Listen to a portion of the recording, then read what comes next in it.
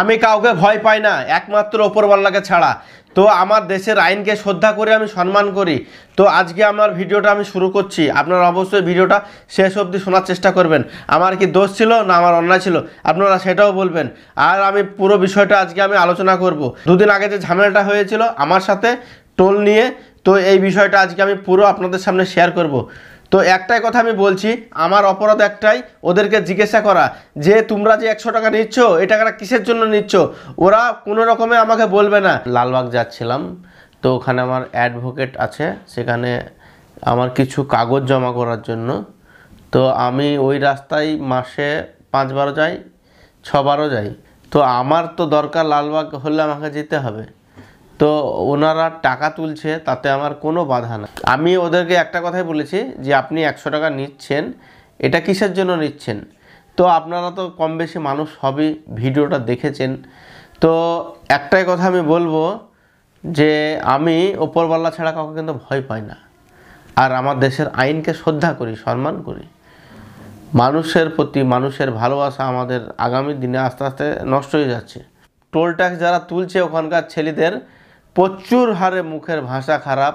ওকে জিজ্ঞাসা করছে যে তুমি 100 টাকা টোল নেবা, তুমি বলো কিসের জন্য টোলটা নেবা। ও বলছে সাইনবোর্ডে লেখা আছে তুই পড়ে নে। তো একজন টোলের যে স্টাফ হবে তার ব্যবহার তো এরকম হওয়া উচিত না। আমি কি অন্যায় করেছি আপনারা বলুন।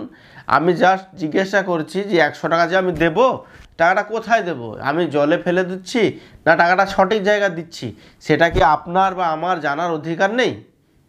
আপনার নিশ্চয় জানার অধিকার আছে, আমারও জানার অধিকার আছে। আমি টাকা দিচ্ছি, আমার কষ্টর টাকা, আমি অনেক মেহনত কষ্ট করে টাকা ইনকাম করি। হঠাৎ করে এক জায়গায় এইভাবে হাত মেরে গাড়িটা দাঁড়ানোর পর বলে যে 100 টাকা টোল ট্যাক্স দাও, আপনি জিজ্ঞাসা করবেন না? বলেন না, আমি জিজ্ঞাসা করব না। তো এই জিজ্ঞাসা অনেক মানুষই করে, হয়তো ঝামেলা হয় সোশ্যাল মিডিয়াতে। আমি ভিডিওটা পোস্ট করেছি, তার কারণে হয়তো আমার এই ভিডিওটা আপনারা দেখতে পাচ্ছেন। আমি যদি এই ভিডিওটা পোস্ট না করতাম না, তো আপনারাও দেখতে পেতেন না। তো আমি প্রথমে ভাবলাম যে ভিডিওটা পোস্ট করব, তারপরে চিন্তা ভাবনা নিলাম যে না, করব না। যে লাস্ট টাইম বললাম না, এ অন্যায়, এ আজকে আমার সঙ্গে হচ্ছে কালকে আপনার সঙ্গে হবে, ঠিক আছে? এই অন্যায় চলতে থাকবে। যদি আমি এই ভিডিওটা সোশ্যাল মিডিয়াতে পোস্ট করি, মানুষ একটু সচেতন হয়তো হবে। তো আপনারাও বেশি বেশি করে প্রতিবাদ করুন। যেখানে অন্যায় দেখবেন, আপনি টাকা দিচ্ছেন, আপনার রক্ত ঘামানো টাকা, আপনার পয়সা, আপনি কষ্ট করে ইনকাম করেছেন। সে বলেনি টাকাটা কিসের জন্য নিচ্ছি, তাই আমি ভিডিও পোস্ট করেছি। তো বেশি পরিমাণে এই ভিডিওটা শেয়ার নাই করে আপনারা আমার আইডির নিচেকার ভিডিওটা আপনারা বেশি বেশি করে শেয়ার করুন, তাহলে সব মানুষ জানতে পারবে। আমি একটা কথা বলেছি যে আমি মুর্শিদাবাদের মানুষ। আমার সঙ্গে যদি এনারা এরকম করে, যারা বাইরে থেকে পর্যটক, যারা বাইরে থেকে আমাদের মুর্শিদাবাদ ঘুরতে আসবেন, তাদের কিসের নিরাপত্তা আছে? তো আমাকে সে প্রশ্ন করছে তুই এসে বাঁচাবি। আপনারা একটু ভালোভাবে শুনবেন, কথাটা বলছে তুই এসে বাঁচাবি।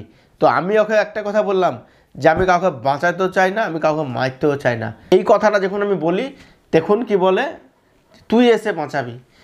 একজন রোডের মধ্যে টাকা তুলছে, সে টাকাটা যার কাছে তুলছে সে তো জিজ্ঞাসা করবেই। তো সেই স্টাফটার ভদ্র নর্ম ব্যবহার হওয়াটা উচিত। কি মনে করেন? আপনারা কি চান না ওই স্টাফটার ভদ্র আচরণ করাটা উচিত ছিল সেই জায়গাটায়? তো এমন করছে মনে হচ্ছে যে আমি টাকা তুলছি আর ও টাকা আমাকে দিচ্ছে। লালবাগের টোল ট্যাক্স হাজারদুয়ারি যাওয়ার মোটামুটি 500 মিটার থেকে 400 মিটার পেছনে। ওদের ওখানে যে কটা স্টাফ ছিল, যে কজন ছিল, ওদের ব্যবহার এত খারাপ, কিন্তু একজনের ব্যবহার একটু ভালো। একটা মানুষ যখন হঠাৎ করে কোনো রাস্তাতে চাঁদা চাইবে, তো আপনার অধিকার, আপনি তো জিজ্ঞাসা করবেন। আমারও ঠিক সেই একই অধিকার ছিল যে টাকাটা আপনি নিচ্ছেন, টাকাটা কিসের জন্য নিচ্ছেন।